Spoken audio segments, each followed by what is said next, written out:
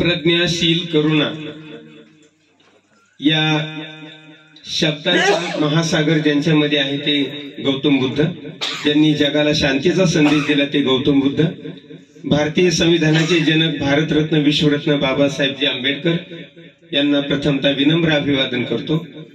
आज कालकथित मैनाबाई किसन सोनकांबळे यांच्या देशक्रिया विधी निमित्ताने तुमच्या बुद्धवासीय भाषेमध्ये पुण्यानुमोदन विधी कार्यक्रमासाठी जमलेले सर्व आप्तेष्ट, सोनकांबळे परिवारावर प्रेम करणारे सर्व व्यक्ती आणि या पंचकृषीतून आलेले सर्व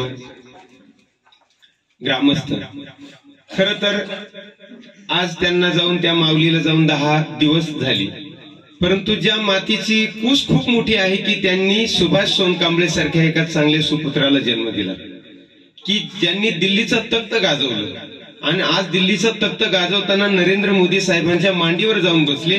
त्यांनी जे पुस्तक लिहिलं त्या पुस्तकाला नरेंद्र मोदींनी जरी त्याला खूप मोठी वाहवा केली, प्रशंसा केली असली तरी ते त्या मातेची खऱ्या अर्थाने प्रशंसा आहे असं मला वाटतं। माझा विद्यार्थी सुयश याची बातमी मी वाचली, मला थोडं खंत वाटली की वडील येथे नाही, दिल्लीच्या तख्तावर दिल्लीच्या दरबारामध्ये ते आज ते दिल्लीचं तख्त गाजवत असताना आई आजीची सेवा करताना त्याला पेपर होते, त्या पेपर मध्येही ते इतका दुःखा सागरात बुडालेला असतानाही त्यांनी शेवटी वाईट दुर्घटना झाल्यानंतर मुखाग्नी दिला। हा समाजासमोर खूप मोठा आदर्श त्याने समाजासमोर ठेवला।